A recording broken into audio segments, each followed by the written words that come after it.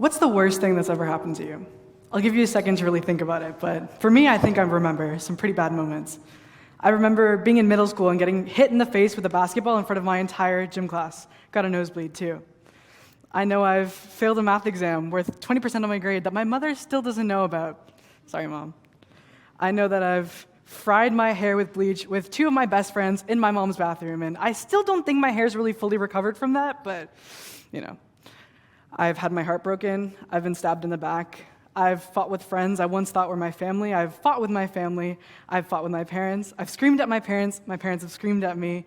I've sprained my ankle. I've fallen flat on my face. I've had a really bad off day. And sometimes those days for me last longer than just 24 hours. But during those days, I don't want to be awake. I just can't bring myself to get out of bed. I don't want to do the dishes. I just would rather watch them rot in my sink. And during those days, I just can't bring myself to study. I can't bring myself to think anything at all. But I think all of us collectively have kind of decided that an off day it's very normal. It's okay. And I think that's great. In the mental health movement, we've all come very far forward, even in the last 5, 10 years, because I can say that, because I can stand in front of you today and talk about my journey and not feel judged for it. But even though we've kind of decided that these days are okay, well, actually, because we've decided they're okay, we've accommodated for them with things like self-care days and mental health days, days we can take to recuperate and rejuvenate, and those things are great. So between those days, between the self-care and between the mental health days and the face masks and the self-care, all that stuff, I will get out of bed. And I'll pull myself together, and I will study just enough to pass that test. And during those days, when my friends ask me, "Hi, how are you?" I'll say that, "Yeah, I'm okay. I'm just having kind of an off day." Is that fine? Even if those days of mine last much longer than just 24 hours. I think collectively, when it comes to the mental health movement, we've all kind of decided that there's a time limit for how long that state really is okay. A couple days? Of course. Take all the time you need, pull yourself together. A week? Seems kind of excessive, but take the time. 2 weeks? A month? A few months? You've got to jump back into the real world, right? You've got to get back to it ASAP. Because the world's not going to stop just because you do. And that's kind of the theme I feel like we're running with the mental health movement. All the emphasis is on feeling better, getting over the feeling of not feeling okay, because we can't not be okay for long. We have to be better than not okay, actually. We have to be great. We have to top ourselves daily, weekly, monthly, yearly, New Year's resolutions, SMART goals, yearly targets. We have to top ourselves every day, every week, and every year. It doesn't matter the kind of baggage we've accumulated during that year. We need to do something great all the time. It goes from, I climbed a mountain last year, to last year I climbed a mountain, so this year I need to climb 10. And I just don't think that's very realistic. Because it still doesn't matter what kind of things you're going through. You have to present big and strong and tall and okay. Because if you don't, after a while, the voices kind of lose their sympathy. It turns less into, are you okay, or how are you doing, into, why aren't you okay, or what's going on, or why can't you pull it together? And you can't really blame those voices. Like, I can't really blame my parents when I've been laying in bed for the 40th consecutive hour and they just don't get it, Because again, the world's not going to stop just because I have. It turns from, we've got people coming over, what are you doing locked up in your room? Or, you got a test score come in, how'd you do? Or, what do you mean that you have an assignment that's still overdue? And I get it, because they don't get what's going on in my head. How could they? Because I don't tell them. Friends get frustrated when you bail on plans. Teachers get really frustrated when their deadlines aren't met. And again, I understand. It's tough. But it's also the worst place to be, caught between wanting to be great, wanting to be good, and just wanting to feel okay. Last year, 2021 was a really tough time for me, because I realized that I wasn't okay just a little too often. I used to think to myself, how am I supposed to conquer the world if I can't get to class on time? If I can't pull up my socks, if I can't hold my head up high, what does that say about me? But I'll tell you right now that there's not really a correlation there. You're not a problem, you're a person. But just because I'm telling you that now, doesn't mean that I always believed it. Doesn't mean I always believe it now.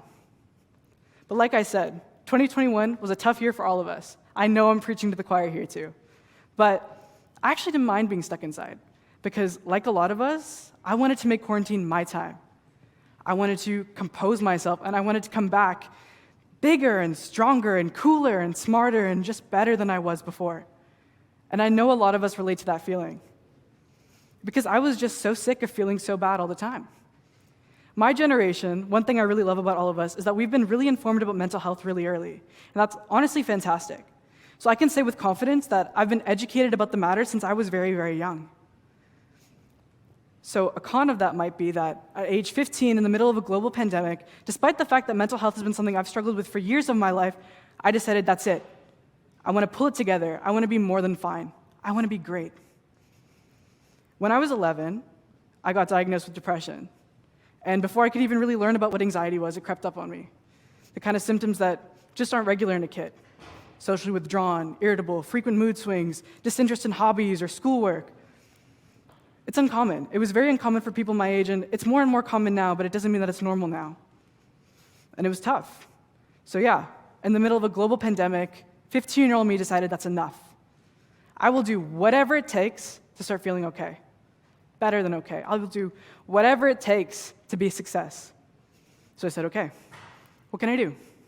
So first, I joined a bunch of clubs. Even during the pandemic, I joined whatever I could. I joined debate. I joined Young Women's Society. I did anything I could get my hands on.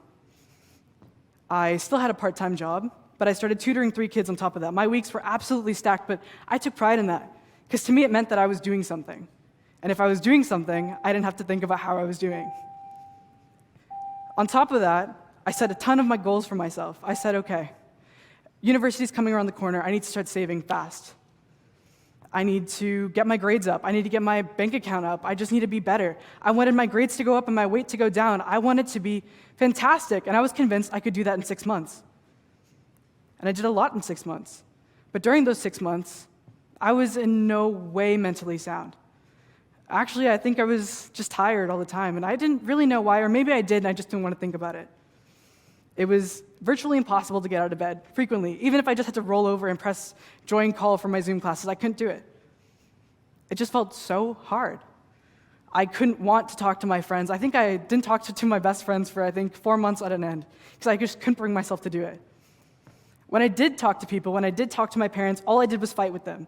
When they asked me, hi, who are you? I said, how could I be anything but okay? Look at all the stuff I'm doing. I'm killing it, I'm fine. But during those 6 months, I did pull off a lot. I went to 6 or 7 debate tournaments, and that's quite a lot. I went to one almost every month, and I did pretty well. I placed top in with one of my teams, with one of my partners in one. I got a good speaker award for another. I loved the kids that I tutored for, 2 for English, 1 for visual arts. My grade point average, or my academic average, went from not bad to not bad. My savings account got fatter, my resume got longer. I was doing pretty well. But there was another goal of mine during this time. I'm a visual artist, so I said, okay. Vincent van Gogh was super depressed his whole life, but he painted about 90 paintings a year. So I said, okay, if he's so mentally unstable, I can do 50, no problem. My original goal was 100, but I scaled back. I said, okay, I'll do 50 paintings in a year. So even though I pulled off all those accomplishments, I didn't paint 50 paintings. I didn't paint 100. I painted 2, and I didn't even finish them. Because I couldn't bring myself to pick up my paintbrush anymore. I couldn't will myself to do anything. I didn't want to do anything that required effort, or I couldn't want to be creative. I couldn't be inspired. I couldn't bring myself to pick up a pencil, or I love writing too. I just couldn't write. It was like anything that once gave me passion or spirit just left me. I remember one day, right before I had a Zoom meeting with one of my clients, or not my client, sorry, my student, I had a full-on panic attack. I couldn't breathe.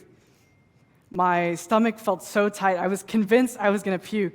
My head was all over the place, but I didn't cancel because I said I couldn't. So I said, okay, you got to pull yourself together. So I walked over to my bathroom, and I looked myself in the mirror. I washed my face. I put on some mascara, and I practiced what the answer I was going to give when she asked me that one question that only has one right answer. How are you? I told myself I would give that right answer. I'd say that, I'm good, how are you? And I did say that. And the lesson did go well. We had fun, and after that I forgot about it. Because I told myself that it didn't matter. Because I was still accomplishing so much.